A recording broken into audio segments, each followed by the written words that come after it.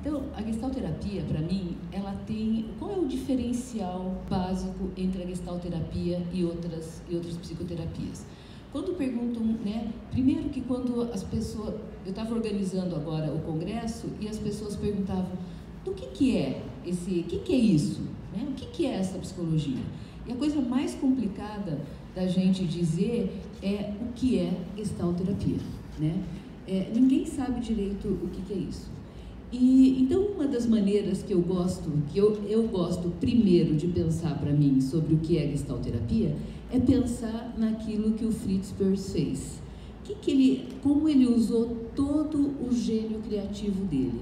Ele usou todo o gênio criativo dele para fazer, né, aquilo que hoje a neurociência tem demonstrado, que é mostrar que, na verdade, o nosso cérebro pensante tem muito pouco a ver para a resolução de questões que nos dizem respeito em relação à nossa história passada, que não foi bem, de alguma forma, processada, que a gente teve dificuldade em resolver, né? Tem algumas coisas que a gente faz e que a gente não gostaria de continuar fazendo e a gente continua fazendo, né? São aquelas pessoas, por exemplo, que quando se vê estão de novo metidas num relacionamento destrutivo, né? O que faz com que você continue insistentemente em lugares onde você sabe que você não é bem aceita? Na verdade, o que está acontecendo aí, né?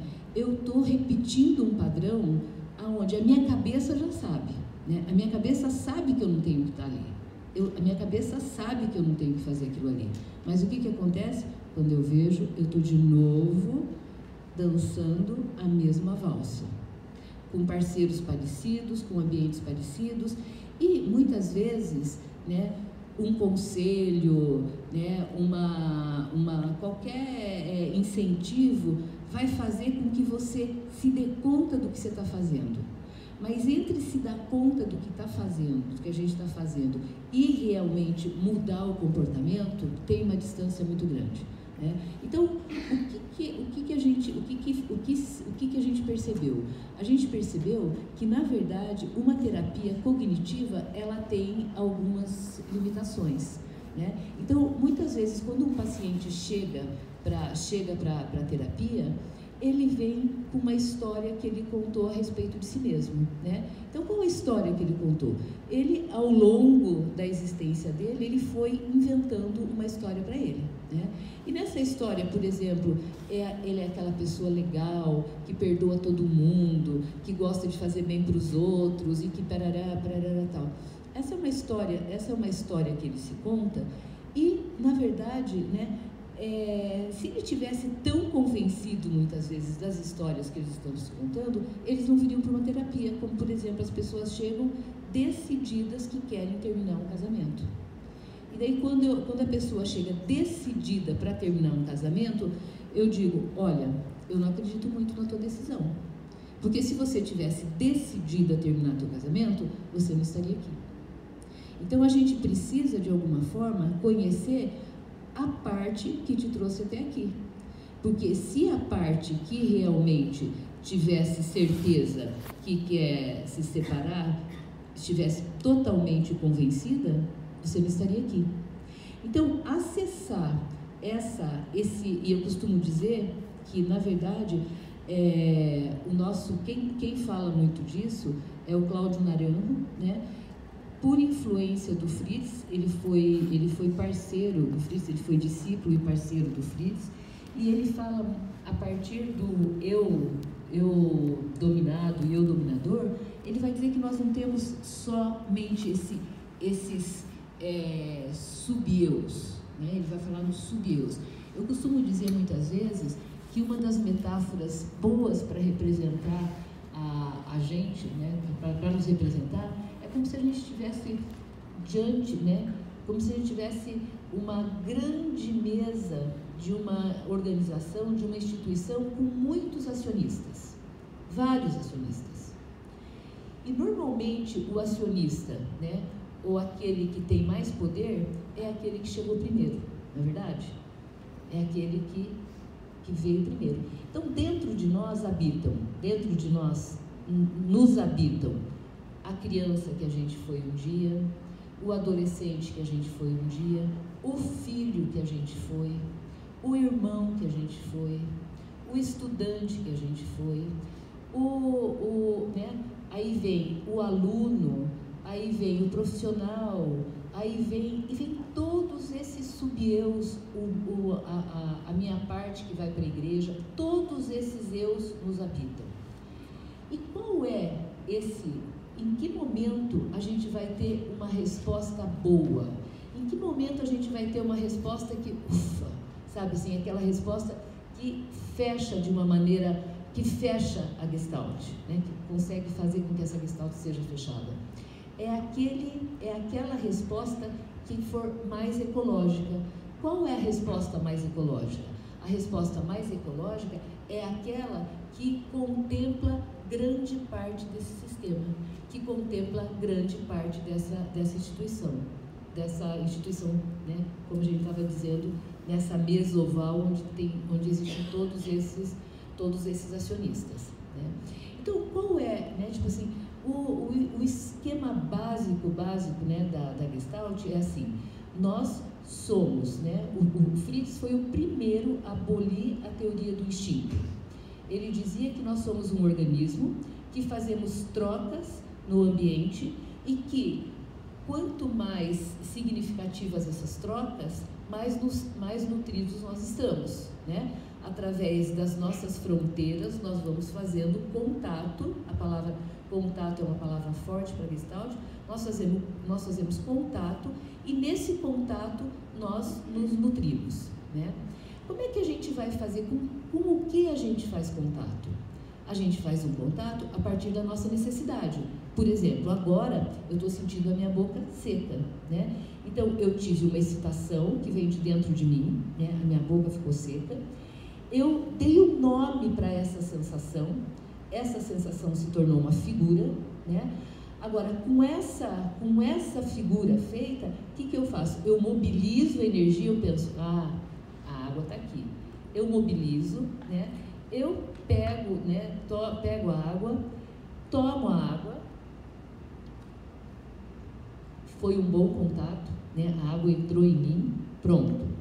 A sede já não faz parte mais, ela já não é mais figura para mim, ela já retrocedeu. Agora eu já estou em homeostase em relação à sede e estou aqui com vocês, né? Agora pense, essa é uma necessidade básica. Pensa que nós somos um organismo o tempo inteiro com muitas necessidades. O que acontece no nosso processo? Como que a gente vai perdendo a capacidade de reconhecer as nossas necessidades? O processo de socialização, que acontece via de regra de 1 a 7 anos, esse processo vai fazendo com que, de alguma maneira, a gente vai perdendo a capacidade de entender quais são as necessidades, né? Eu tenho um slidezinho, eu não sei se vou conseguir achar, espera aí. Não, vai estar só aqui, não vai estar aqui, vai estar... Na verdade, assim, imagine, né, que nós nascemos potencialmente com capacidade para ver, com capacidade para ouvir, com capacidade para falar, com capacidade para sentir, com capacidade para se excitar. Tudo isso acontece para a gente, tudo isso está disponível para a gente fazer contato com o mundo, não é verdade? Né? Agora, como que isso vai sendo habilitado em mim? Como que tudo isso que potencialmente eu tenho vai sendo habilitado em mim, né? Eu preciso de um outro, de um cuidador, que de alguma forma vai mostrar para mim o que eu vejo, né? Vocês já notaram, por exemplo, que tem as crianças, elas fazem muito isso. Elas falam assim: mãe, o rabo do cachorro enrola?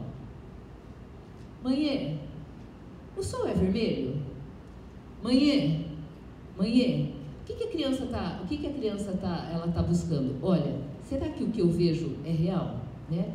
Então, quando a gente tem bons cuidadores, cuidadores que têm contato com as suas funções, com a função do olhar, com a função do sentir, com a função, esses cuidadores, eles vão de alguma forma fazer com que nós, de alguma forma, habilitemos as nossas funções que potencialmente nos foram dadas.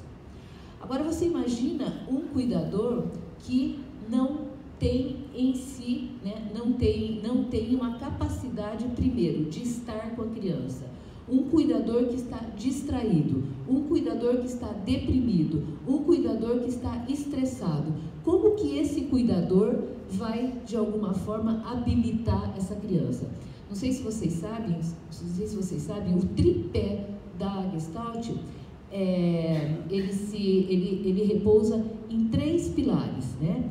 Atualidade, que é o aqui e agora, responsabilidade, que é habilidade de respostas, não significa responsabilidade no sentido moral, né? E awareness, ou consciência. Esse é o tripé da Gestalt.